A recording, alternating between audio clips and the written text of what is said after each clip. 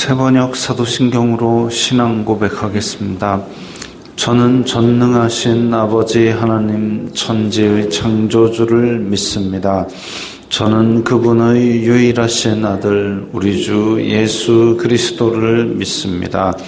그분은 성령으로 잉태되어 동정녀 마리아에게서 나시고 본디오 빌라도에게 고난을 받아 십자가에 못 박혀 죽으시고 장사된 지 사흘 만에 죽은 자 가운데서 다시 살아나셨으며 하늘에 오르시어 전능하신 아버지 하나님 우편에 앉아 계시다가 거기로부터 살아있는 자와 죽은 자를 심판하러 오십니다. 저는 성령을 믿으며 거룩한 공교회와 성도의 교제와 죄를 용서받는 것과 몸의 부활과 영생을 믿습니다. 아멘. 거룩하신 아버지 하나님 감사합니다. 간밤에도 편히 쉬게 해주시고 새벽에 기도하는 자리에 불러주시니 감사합니다. 이 시간 저희들 마음 중심으로 주님을 경외하게 하여 주시옵소서. 예수님 이름으로 기도드리옵나이다. 아멘. 찬송가 216장입니다.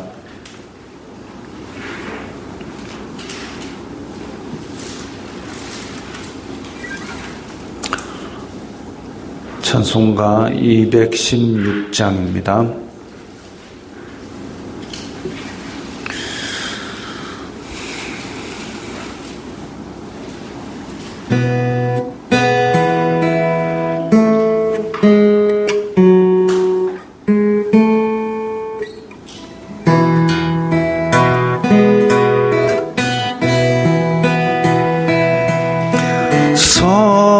성자의 귀한 몸 날 위하여 버리신 그 사랑 고마워라. 내 머리 숙여서 주님께 비는 말 나 무엇 주님께 바치리까.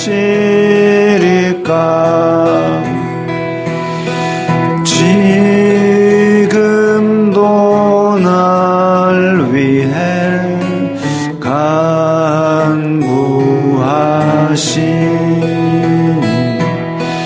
이 옅은 믿음이 아옵나니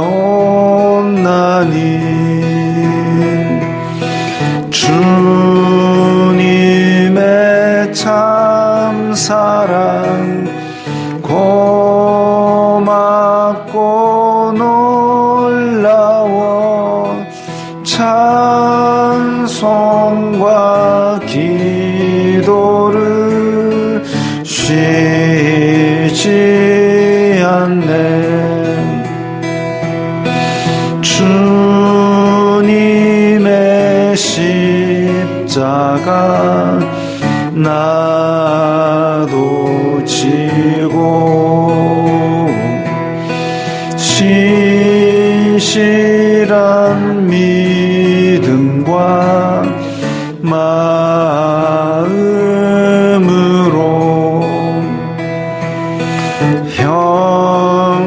형제의 사랑과 친절한 위로를 네게 나 베풀게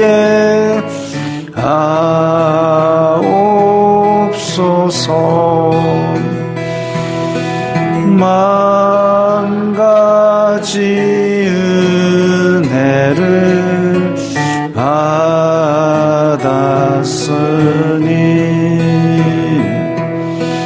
내 평생 슬프나 즐거우나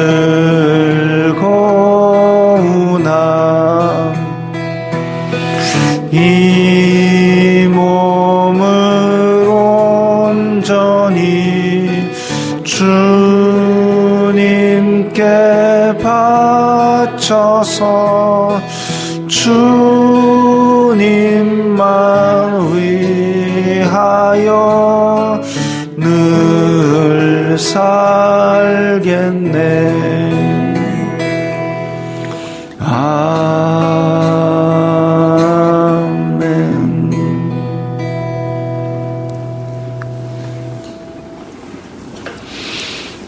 오늘 말씀은 사도행전 7장 54절부터 60절까지의 말씀입니다.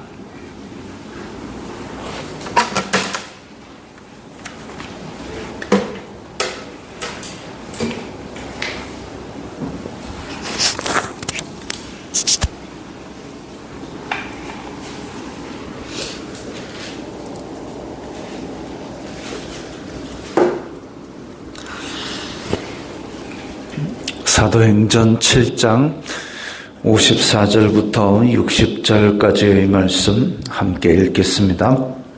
그들이 이 말을 듣고 마음에 찔려 그를 향하여 이를 갈거늘 스데반이 성령 충만하여 하늘을 우러러 주목하여 하나님의 영광과 및 예수님께서 하나님 우편에 서신 것을 보고 말하되 보라 하늘이 열리고 인자가 하나님 우편에 서신 것을 보노라 하네. 그들이 큰 소리를 지르며 귀를 막고 일제히 그에게 달려들어 성 밖으로 내치고 돌로 칠세.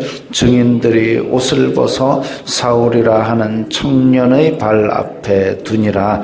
그들이 돌로 스데반을 치니 스데반이 부르짖어 이르되 주 예수여 내 영혼을 받으시옵소서 하고 무릎을 꿇고 크게 불러 이르되 주여 이 죄를 그들에게 돌리지 마옵소서. 이 말을 하고 자니라. 아멘. 자, 오늘 스데반이 드디어 순교하는 장면이 나옵니다. 한편으로는 참 안타까운 일이며 한편으로는 또 여기서도 우리가 우리 신앙을 돌아볼 일이 있죠. 스데반이 이전까지의 이스라엘 역사를 쭉 통틀어서 예수 그리스도께서 하나님이 보내신 분이며 그를 죽인 죄에 대해서 지적하는 그 말을 하니까 그들이 이 말을 듣고 마음에 찔렸습니다. 왜? 죄가 드러나니까.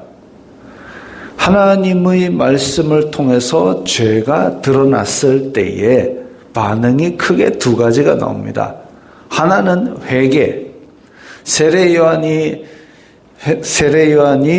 요단강에서 죄 씻는 회개를 선포하면서 그렇게 백성들의 죄를 지적하였을 때 우리가 어찌할꼬 하면서 나왔습니다. 그럴 때에 세례 요한은 너희들은 받는 월급을 족한 줄 알아라. 군인들에게 그렇게 하고 이렇게 새롭게 사는 방법을 알려주고 죄를 회개시킨 반면 오늘 본문에서는 마음에 찔렸음에도 불구하고 이를 갈거늘 이랬습니다. 이를 갈거늘. 이런 사례가 대표적으로 누가 있느냐 하면 세례 요한이 헤롯에게 너 지금 그 형제의 아내를 뺏어서 네가 그렇게 한 것은 잘못이다라고 지적했는데 이를 갈면서 결국 세례 요한을 목베어 죽이죠. 이 두 가지입니다. 마음에 찔렸을 경우에 죄를 지적해서 마음에 찔렸을 경우에 회개를 하는 경우도 있고 이를 갈면서 미워하는 경우도 있고 미워하게 되면 결국은 그것은 그 다음 죄로 진행을 합니다. 가인이 아벨의 제사가 연락되고 자기의 제사가 안 되는 것을 보았을 때 마음에 찔립니다. 왜? 자기는 토지 소산으로 드렸는데 아벨이 제사는 올라가는데 왜 내 제사는 안 올라갈까? 자기가 더 잘 알고 있었을 겁니다. 그럼에도 불구하고 아벨을 미워하고 이를 갈다가 결국은 그 다음에 하나님께서 경고를 하셨음에도 불구하고 죄의 소원은 너에게 있으나 너는 죄를 다스릴지니라 라고 말씀하셨는데도 불구하고 그 다음 죄를 저지르고 맙니다. 들에 있을 때에 아벨을 돌로 쳐 죽이지요. 똑같은 죄가 지금 여기에 공회에서 일어납니다.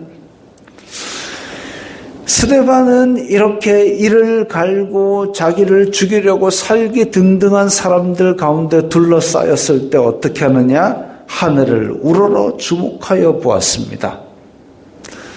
이 살기 등등한 사람들을 보면서 공포했던 것이 아니라 하늘을 우러러 예수님을 바라보았습니다.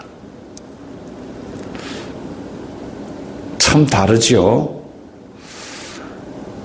우리의 믿음의 근원이 이제 교회 안에서 믿는다는 사람들을 크게 두 부류로 나누어 보면 첫 번째 부류는 믿음의 근거가 변치 않는 말씀에 있고 변치 않는 예수 그리스도의 사랑에 있는 사람, 이런 사람은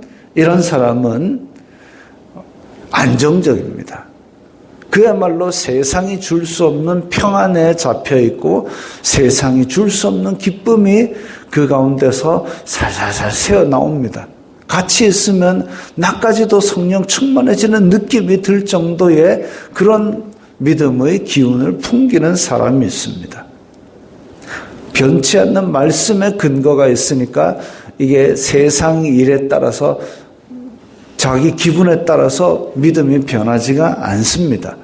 변치 않는 예수 그리스도의 사랑에 그 믿음의 근거가 있기 때문에 그래서 이 사람은 꾸준히 어떤 세상이 변하고 상황이 변화도 꾸준히 신앙의 어떤 열매들이 안정적으로 맺힙니다. 근데 다른 부류는 어떠냐? 다른 부류는 자기의 믿음의 근거가 자기가 받은 어떤 훈련 아니면 자기가 헌신하고 있는 어떤 것에 그 믿음의 근거가 있는 사람이 있습니다. 이를테면 내가 무슨 성경의 고급 과정을 마쳤는데 내가 무슨 전도 폭발의 무슨 훈련을 마쳤는데 이런 자기가 받은 훈련의 수료증 여기에 근거가 믿음의 근거가 있는 사람들은 이제 수시로 흔들립니다. 상황이 바뀌고 혹은 만약에 그 훈련 과정에 뭐 강사가 무슨 죄를 지었다더라 이래가지고 그 믿음의 근거가 흔들려 버리면 자기 믿음도 흔들려 버립니다. 또 자기의 헌신, 내가 지금 어떤 교회에 무슨 직책을 맡았는데 혹은 내가 어떤 교회에서 이런 일을 하고 있는데 이런 사람들은 그 일을 예를 들면 내가 지금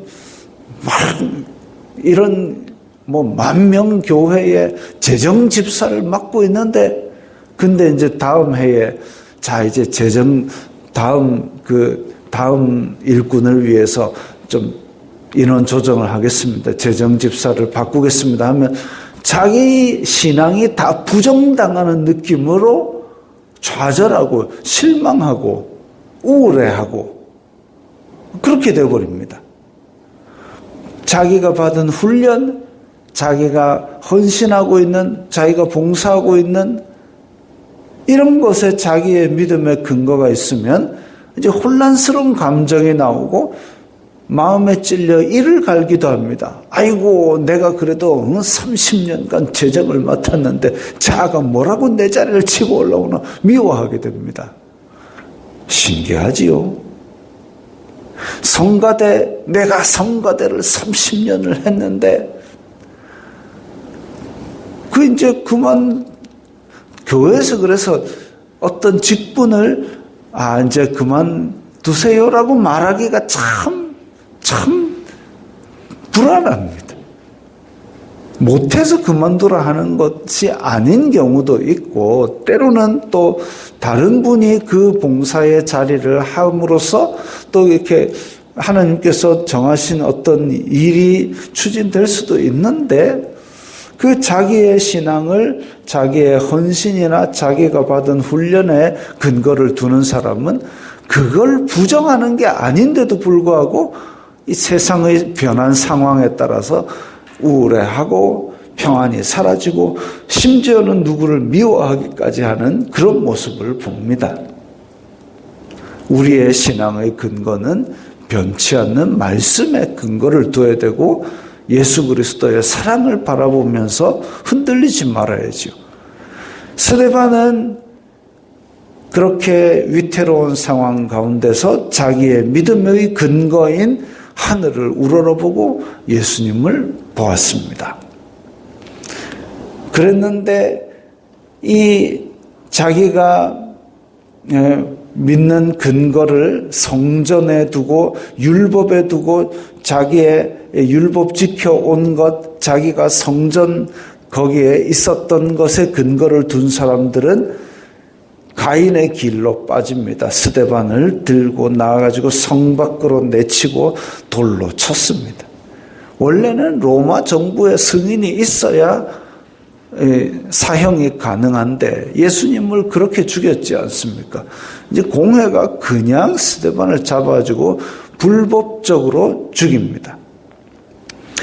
그때의 스데반은 주 예수여 내 영혼을 받으시옵소서, 그리고 죄를 그들에게 돌리지 마옵소서, 이 두 마디를 남겼습니다.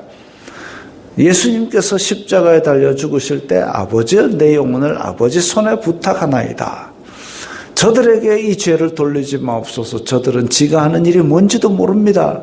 그 두 가지 똑같이 남기고 죽으신 것처럼 스데반은 예수님을 바라보고 살았기 때문에 예수님처럼 그 뒤를 따라 순교를 할 수 있었습니다. 그런데 여기에 증인들이 옷을 벗어 사울이라 하는 청년의 발 앞에 두니라. 이게 돌을 던지기 위해서 옷이 걸붙이니까 그렇게 벗어 둔 것이 아니라, 제가 얘기했죠. 그 유대인들은 겉옷이 굉장히 중요한 의미를 가진다 그랬습니다. 겉옷의 내 귀에 술 단 것은 거의 우리나라의 주민등록증 이상의 의미를 가지고, 겉옷의 내 귀에 술을 달면서 이 아버지로부터 하나님은 한 분이시고 우리의 계명은 이렇고, 이거를 같이 매듭지으면서 그 신앙을 물려받은 그게 옷술입니다. 그걸 내 귀에다가 달았기 때문에 이 옷은 자기의 이 신앙을 물려받은 징표가 되고 주민등록증 이상의 담보물이 됩니다. 그래서 지금 성 밖으로 내치고 돌로 칠 때에 한 명의 증인이 아니라 2명 이상의 증인을 먼저 돌로 치게 하는데, 그때 스데반이 성전을 모독하고 하나님을 모독하는 걸 내가 들었어요 라고 하는 증인이 그 담보물로 제공하는 게 뭐냐면 이 겉옷이죠. 그래서 이 겉옷을 담보물로 제공하고 증인이 먼저 돌을 던집니다. 모세의 율법에 의하면. 그래서 그들이 먼저 돌로 치고 그 다음에 그것을 판결을 찬성하는 그 사람들이 나머지로 돌로 치고, 그래서 사울, 나중에 사도 바울이 되는 이 사람 청년의 발 앞에 그 담보물을 맡기고 다들 돌로 달려들어 쳐서 스데반이 결국은 잔이라 이랬습니다. 잔이라. 왜냐하면 우리는 부활 소망을 갖고 나중에 깨어날 것을 믿기 때문에 특별히 이렇게 잔이라라는 표현을 했습니다. 스데반과 사람들, 두 가지 대조적인 사람들입니다. 스데반은 변치 않는 말씀과 예수 그리스도의 사랑의 그 믿음의 근거가 있었기 때문에 흔들리는 상황 속에서도 예수님을 바라보고 예수님께서 가신 것처럼 안정적으로 변함없이 그렇게 하늘을 바라보며 믿음을 지켰고, 그러지 않은 사람들, 자기가 성전을 위해서 헌신하고 자기가 받은 율법이 자기의 믿음의 근거였던 사람은 결국은 마음에 찔리게 되었을 때 회개하는 대신에 오히려 분노하고 미워한다는 자체가 벌써 하나님의 길을 벗어나는 첫발이지요. 결국은 가인의 길을 따라 신실한 사람을 돌로 쳐 죽이는 죄를 범하게 됩니다. 우리가 이 땅에 살면서 은혜 시대라서 성령님께서 우리 가운데 거하시지만 우리가 자꾸만 빠져드는 게 눈에 보이는 내 공로나 내가 받은 훈련이나 내가 받은 헌신에 자꾸 내 신앙의 근거를 두고 싶어하는 마음이 있습니다. 생깁니다. 그렇지만 우리의 마음 속에 믿음의 중심은 변치 않는 하나님의 말씀, 그리고 나를 사랑하시는 변치 않는 예수 그리스도의 사랑, 거기에다가 믿음의 근거를 두고 항상 하늘을 우러러 예수 그리스도를 바라보는 믿음으로 이 땅에서 승리하여야 되겠습니다. 기도하겠습니다. 거룩하신 아버지 하나님, 감사합니다.